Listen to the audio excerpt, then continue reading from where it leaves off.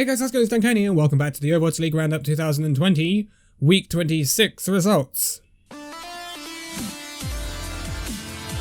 So Week 26 has been an interesting one. We've been returning to perhaps a slightly more familiar meta with the hero pools not being in play anymore.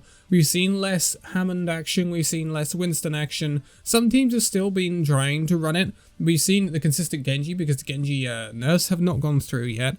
But we've been seeing a lot more Orisa, a lot more Sigma, as I think we kind of expected with Orisa coming back into the hero pool.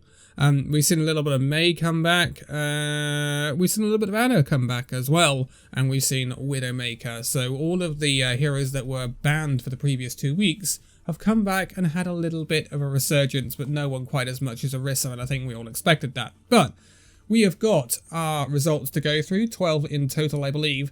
And we started off on Friday, July the 31st with the Dallas Fuel taking on the Philadelphia Fusion. I don't think there's any surprises here that the Philadelphia Fusion got a 3-0 over the Dallas Fuel. Philadelphia Fusion looking actually really good this week.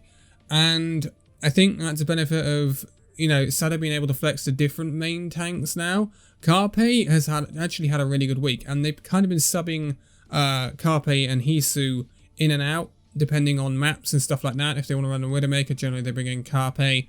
Carpe's looked real darn good this week. He's consistently good, Carpe, but this week he's looked certainly good, if you see what I mean. He's looked better than usual, in my opinion. We've seen Ivy on the Genji the entirety of this week. No EQO, which is rather interesting for the Fusion, but it worked out very, very well for them. I think Ivy had a really good week on that Genji, and they're well worth their 3-0 win. Dallas Fuel couldn't compete. Philadelphia Fusion are on a different level compared to the Dallas Fuel, and it really did show. Then we had the Los Angeles Valiant taking on the Houston Outlaws. This was the closest match of the weekend, without a doubt. This went down to the very, very, very final seconds, and it's a miracle in some respects that Valiant actually won it, because Houston Outlaws really should have, but this is a 3-2 for the Los Angeles Valiant. This is a match that swung both ways, but on the last map on Lijiang, that last fight was actually bonkers, and the Los Angeles Valiant have a lot to thank KSF for on that Genji. Again, a great week for him on the Genji, and it definitely showed. They had a much tougher prospect later on in the week, but yeah, it really showed here that the KSF Genji did kind of carry the Valiant at times, but they got the win that they needed over the Houston Outlaws. It's a bitter one for the Outlaws to take, I'm not going to lie. But then we had the Seoul Dynasty taking on the Guangzhou Charge, moving into August now, on August 1st, and again, I'm not too surprised that Guangzhou Charge get a 3-1 victory over the Seoul Dynasty. It's one that's fairly close. We've seen some very good looks from Prophet this weekend, which is... Prophet's really starting to find his stride. I don't know whether he got kind of jolted slightly, early in the season, moving from London to Seoul, and now he's really starting to settle in with the Seoul Dynasty, and he's starting to hit that consistent Prophet that we kind of knew back along. But there are still weak links in this Seoul Dynasty side. Slime was a bit weird at times, I'm not gonna lie. Gesture, they really were pushing this Winston Zarya a lot of the time, from what I saw, and it went up as a clash of comps with Guangzhou Charge much preferring the Orisa Sigma. Krong on the Sigma, his comfort pick, looked very good. Eileen on the Genji, again, still looking great. Happy, looking consistent on the hit scan. And I think also the support line were better for the Guangzhou Charge. I think that was a quite clear difference between the teams. So Guangzhou Charge good for their win. Seoul Dynasty end the month with no wins, which is not great. But then we had the London Spitfire taking on the Hangzhou Spark. This is one of the most disappointing matches of the weekend, because I thought this would be an interesting one. I thought London would give it a good go, I thought Hangzhou would give it a good go, but this is an absolute whitewash. This is a 3-0 for Hangzhou Spark.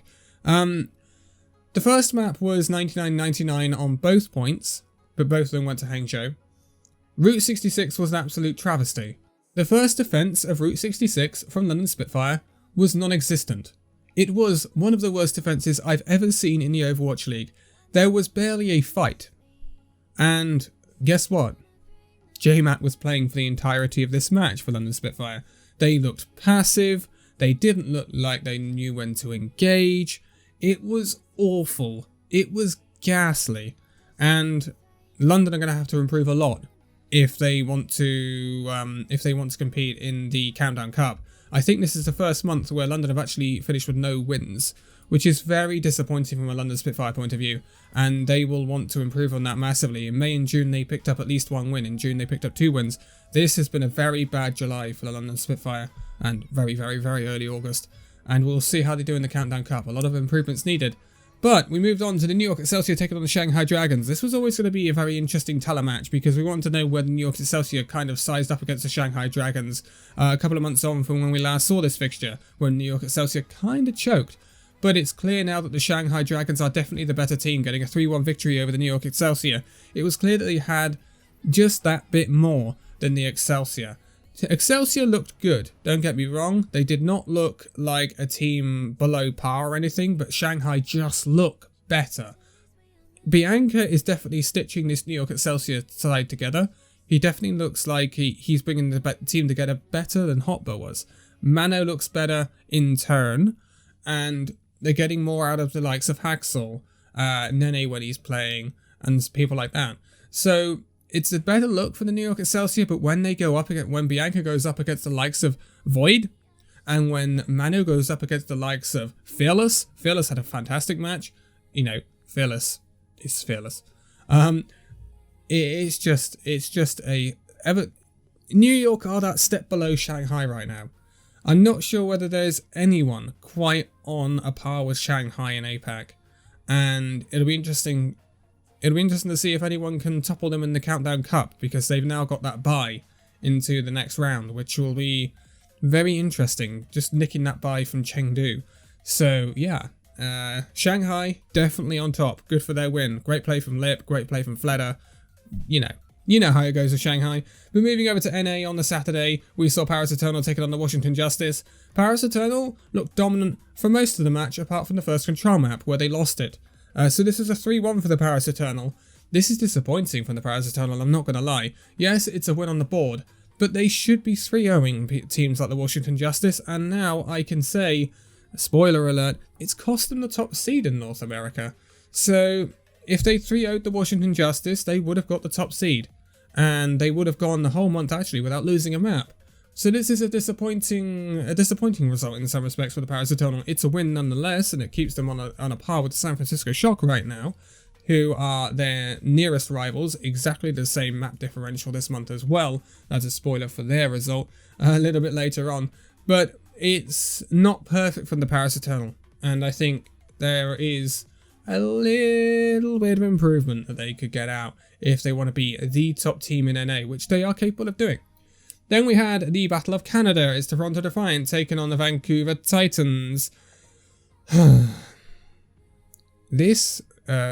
second map, or the third map, I think it was the second map, Volskaya. Yeah, it went, I think it was third map actually. It went 6-5. We have not seen a 2CP map like that in a long time. Considering the changes we've got now, where the time bank gets whittled down if they've both got big time banks, it was just crazy. Both teams could not defend to save their lives. It ends up as a 3-2 to the Toronto Defiant. I'm sure that disappoints the Vancouver Titans to lose so narrowly, but it's a result I would have expected. I would have hoped Toronto Defiant would have been able to be a bit more clinical about it and get perhaps a bit of a bigger scoreline, but it ends up being very, very close. Fair play to Vancouver Titans for making it close, but it was not the best Overwatch. There was some very questionable usages from both sides. Yeah, it's not the highest level of Overwatch that you'll see from the teams in this week, let's put it that way. But then after that, we had the Houston Outlaws taking on the San Francisco Shock.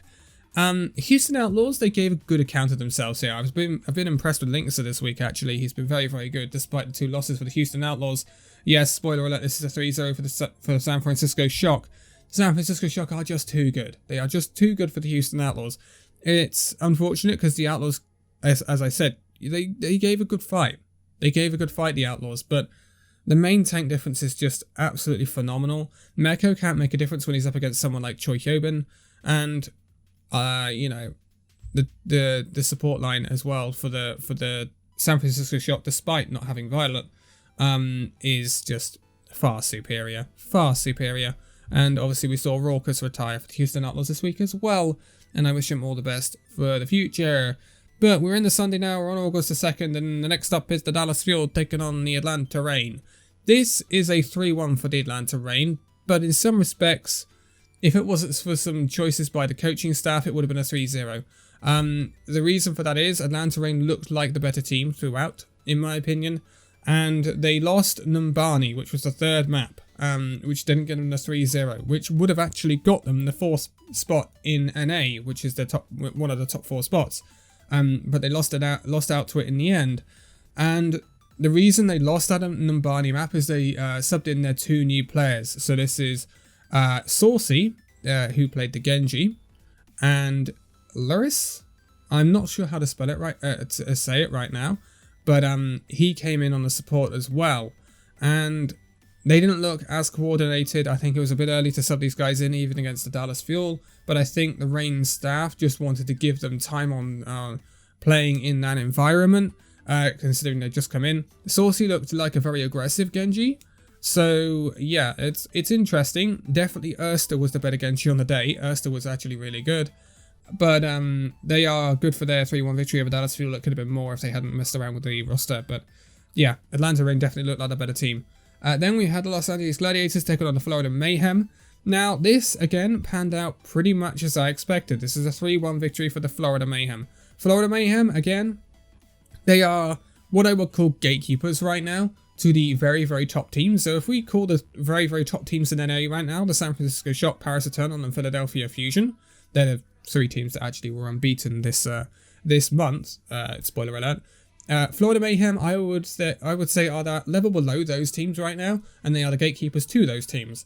Florida Mayhem, they've got a consistently good roster. Gangnam Jin, they played Byram this week. Byram looked decent. Gangnam Jin gave us a flash at the Lucio, and I really, really want to see in some sort of all-star show match or something, I really want to see Lee Jae-gon and Gangnam Jin do a 1v1 Lucio match. Please, please, Overwatch League, give that to us. That would be phenomenal. But yeah, Gangnam Jin looked good on the Lucio. Fate looked decent going back to his Orisa. Gargoyle on the Sigma, his comfort pick, obviously. And then Yaki actually turned up on the Genji this week.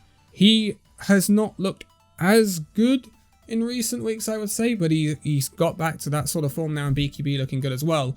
Gladiators, they couldn't rely on the rest of their team to hang with the quality of the Mayhem. The Mayhem have quality throughout their roster, right? Support, tank, and DPS. The Gladiators, I think they lack slightly in main tank with OGE. I think they lack slightly in the support line as well. I don't think Big Goose is quite as good as he used to be, and I think that showed here against the Florida Mayhem.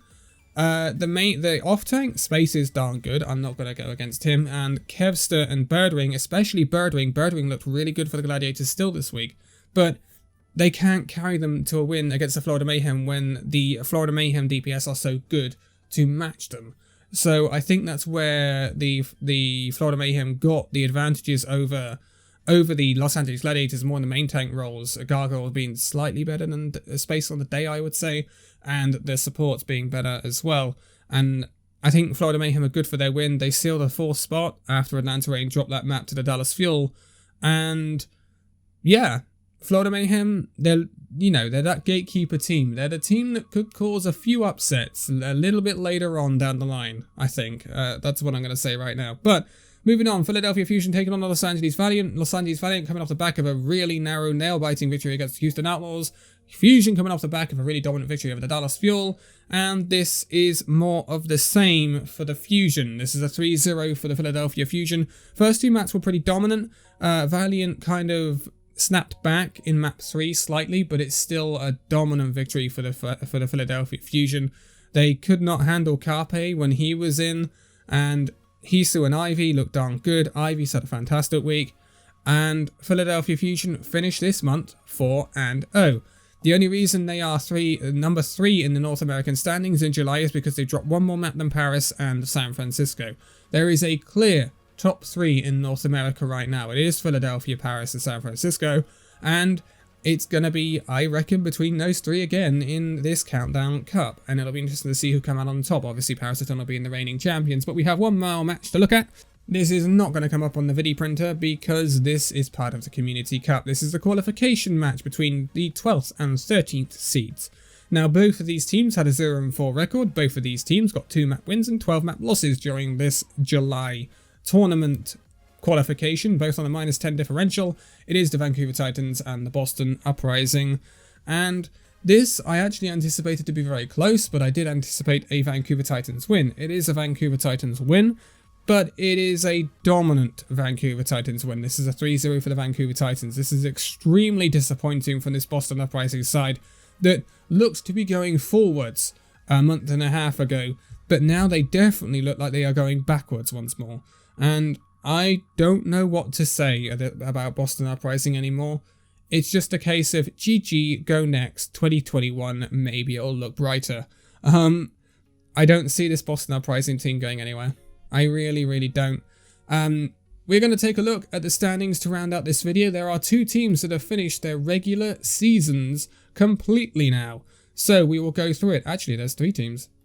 I didn't realize that. Okay, so top of our standings, Shanghai and Philadelphia Fusion in second. Both of those teams only have 1 more match to play. This will be in the 2 weeks after the Community Cup. Then we have the San Francisco Shock. They've played 17 matches, so they've got the opportunity actually still to take the top spot depending on the result in the Community Cup. I said it again, Countdown Cup, or it also depends on Shanghai's results as well. But they are breathing down the neck of the Philadelphia Fusion, that's for sure. Guangzhou Charger in 4th. They have an 18-7 record and a +5 differential. They will finish on that. They have played 21 matches. That is the maximum you can play in the regular season. So they could get extra wins on the board depending on the result in the Countdown Cup, but they will not get any more differential and they will not get any more losses. So that is the end of the road for the Guangzhou Charge for the regular season. Parasitol in 5th, followed by Mayhem up in 6th. New York Excelsior now down in 7th after that loss to the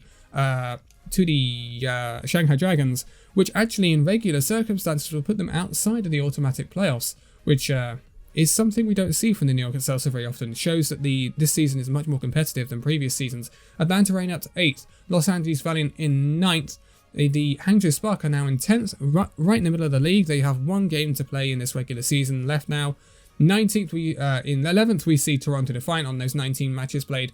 Seoul Dynasty still in 12th, and yeah, still no traction for the Seoul Dynasty side. It's disappointing. Los Angeles Gladiators in 13th, Dallas Fuel in 14th, Chengdu Hunters in 15th now. Again, they are a team with no more regular matches to play. If they want extra wins on their record, they have to do well in the Community Cup.